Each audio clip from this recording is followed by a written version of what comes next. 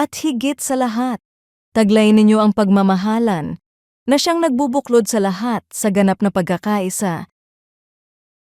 Habang abala si Camille sa paghahanda ng community feeding, napansin niyang medyo mainit ang ulo ng mga kasamahan niya.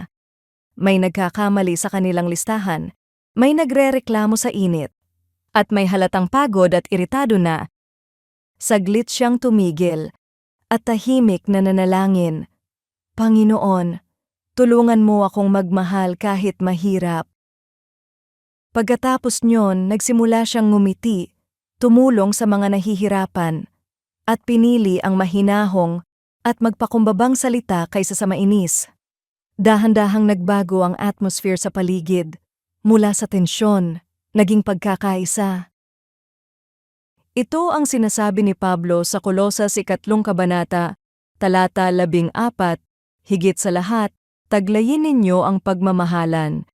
Ang pag-ibig ang pinakamataas na virtue na dapat isuot ng bawat mananampalataya.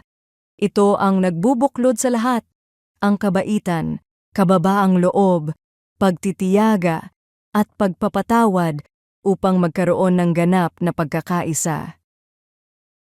Ang pag-ibig ni Kristo ay hindi lamang pakiramdam. Ito ay desisyong magmahal kahit walang kapalit. Sa araw-araw, maaring maipakita natin ito sa pamamagitan ng pagiging mahinahon sa gitna ng tensyon, sa pagtulong kahit pagod, o ng pagpapatawad kahit masakit.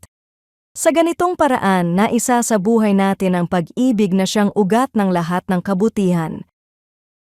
Kapag pinili nating magmahal gaya ni Kristo, nagkakaroon ng tunay na pagkakaisa. Ang pag-ibig ang nagbubuklod sa lahat ng bagay. Ito ang nagbibigay saysay sa ating mga gawa at ng lalim sa ating pananampalataya. Kung wala ito, nawawala ang tunay na halaga ng ating pagsisikap sa buhay. Sa anong sitwasyon ka tinatawag ng Diyos na isuot ang pag-ibig ngayon?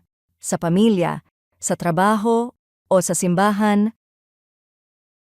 Panginoon, salamat sa iyong ganap na pag-ibig na siyang nagbuklod sa akin kay Kristo.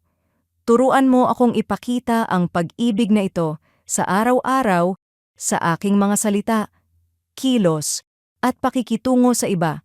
Naway ang iyong pag-ibig sa akin ang makita at magdala ng kapayapaan, pagkakaisa, at pagkakaunawaan saan man ako naroon.